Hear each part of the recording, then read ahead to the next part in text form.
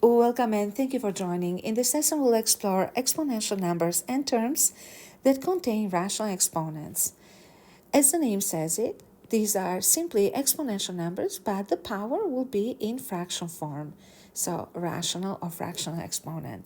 In order to better understand how to operate with rational exponent numbers, we'll go over this very simple investigation that will bring us closer to how we operate with exponents, some very special exponential numbers, and then we'll make connections with the rational exponents numbers.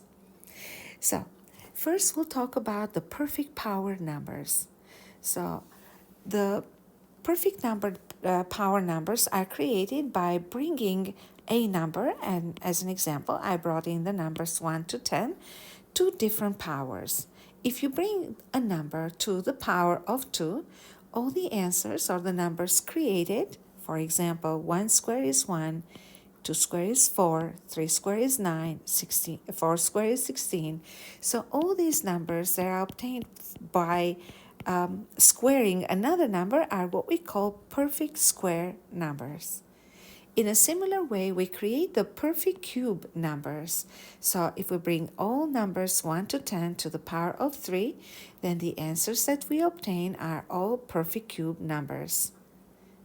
We're going to go 1 degree higher, perfect powers of 4. They're created in a similar way. So all these numbers that are created by bringing numbers 1 to 10 to the power of 4 are what we call perfect powers of 4.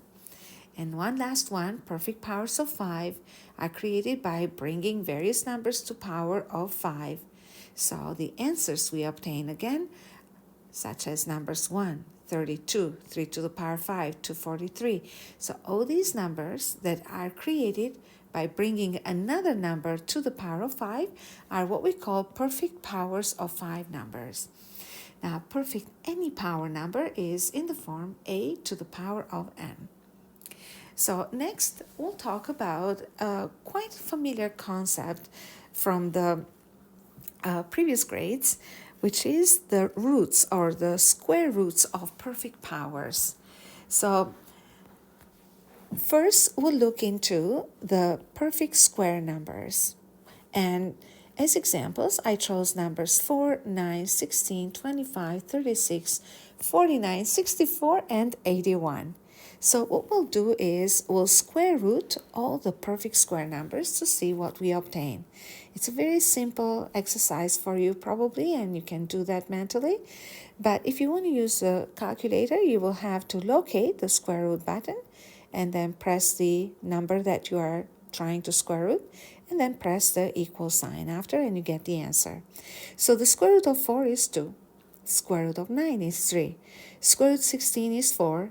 Square root 25 is 5. Square root 36 is 6. Square root 49 is 7. Square root 64 is 8.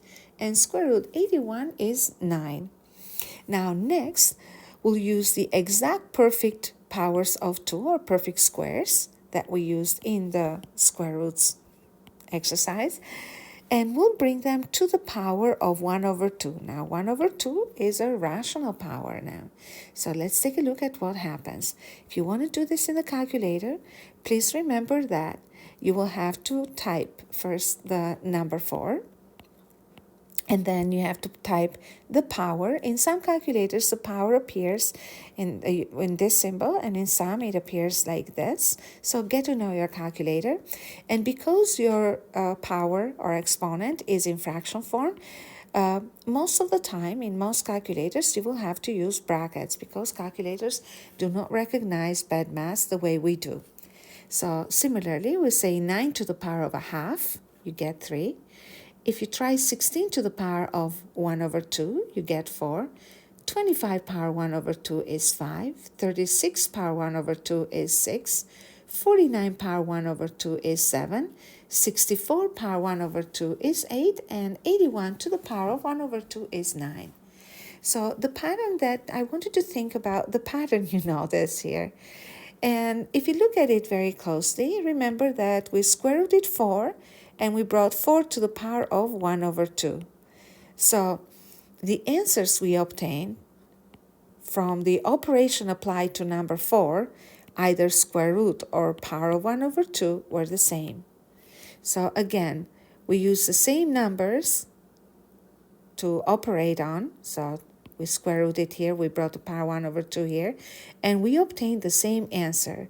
So square rooting here and bringing to the power of 1 over 2 gave us the same answer.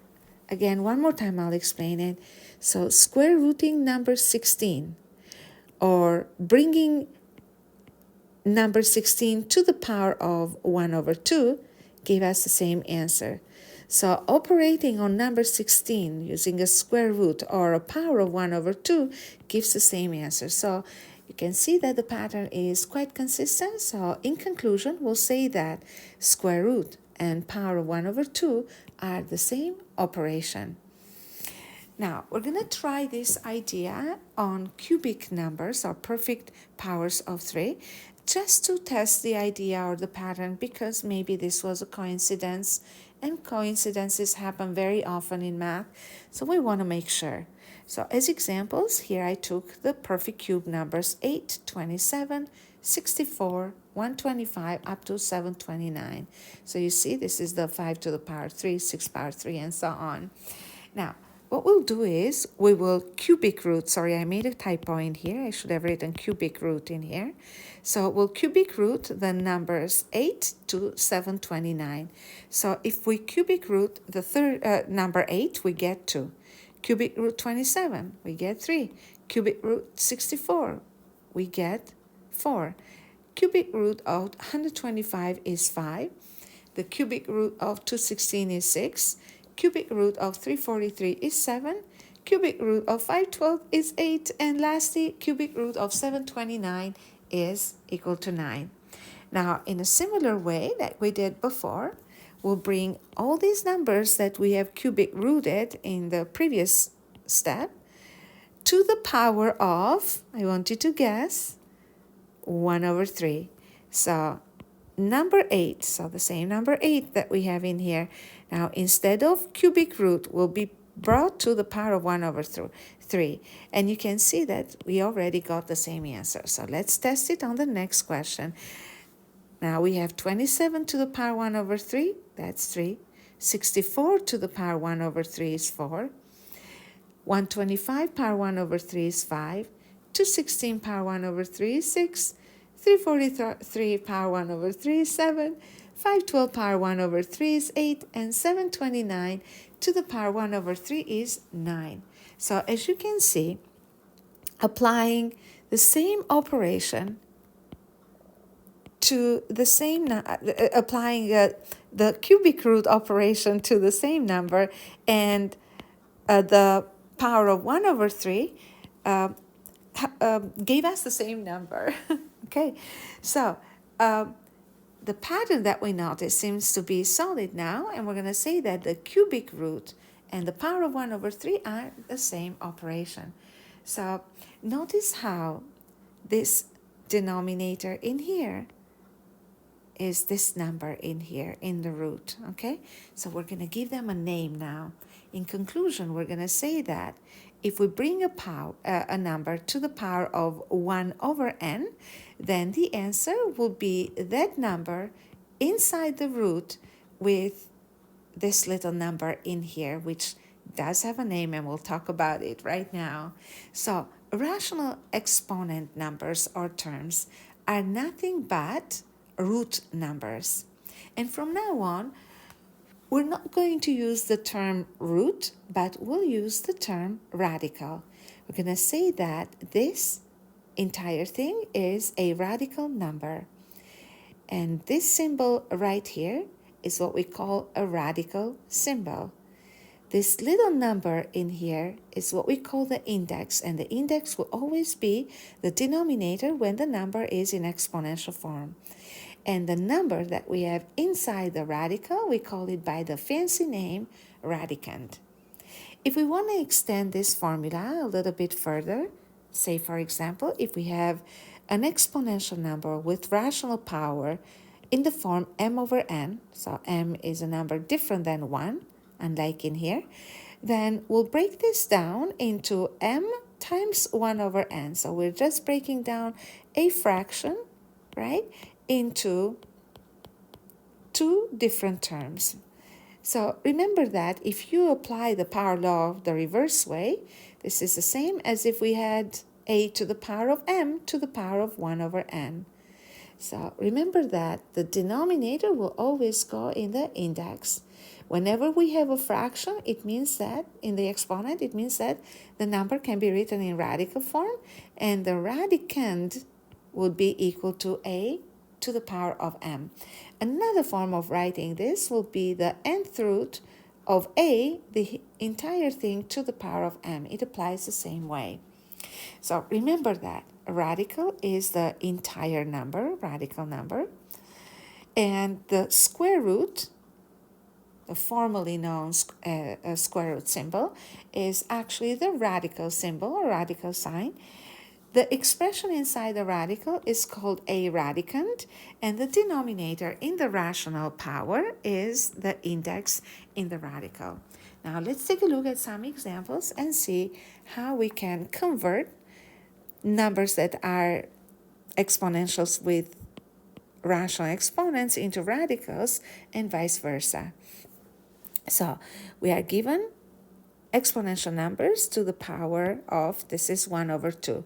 So in radical form, we're going to write the square root of 196. And whenever we have square root, we don't need to write the index because this is the smallest possible index that we can have. And it's similar to the idea of having 2 to the power of 1. So we don't write the power of 1 because 1 is the smallest power that we can have. It's by convention. And if you use a calculator, then you get that the answer is 14. Next, we have negative 81 to the power of 1 over 4. So what that means is that we have the denominator 4 become index. The fact that we have a fraction in the denominator, it means that that's a radical. And then we have negative 81 inside it. If you use the calculator will give you an error. So it's not possible to evaluate. And I want you to think, why isn't it possible to evaluate the fourth root of negative 81? Okay, so recall that 4 is an even index. Okay, so whenever we have numbers raised to an even power, either positive or negative numbers, we always obtain positive. So the eventh root of negatives do not exist. Next, we have negative 16 to the power of 1 over 4. Now, be very careful with this negative. Remember that this is not brought to the power of 1 over 4. Only 16 is to the power of 1 over 4. So when you write it in radical form, you have to write the minus outside the radical and then fourth root of 16. The fourth root of 16 is equal to positive 2, and with this minus, the answer will be negative 2. Next, we have 27 to the power 1 over 3. Remember, if we have a fraction in the exponent, it means that we have a radical symbol. The denominator is the index. The number in the base, that's a radicand. And all you have to do is find this in the calculator. So find the third root of 27 there. And the third root of 27 will be 3. Next, we have negative 125 to the power of 1 over 3. Though similar to the previous example, the negative in here is not brought to the power of 1 over 3. So we'll keep that negative outside the radical, and then we'll take the third root of 125. And the answer is negative 5. So one more question. Negative 243 to the power 1 over 5 means that we have fraction means radical. Denominator 5, that's the index. Expression inside, that's a radicand. Use the calculator and you get the answer of negative 3. We'll continue with more examples in the next video. Thank you for learning with me. Bye for now.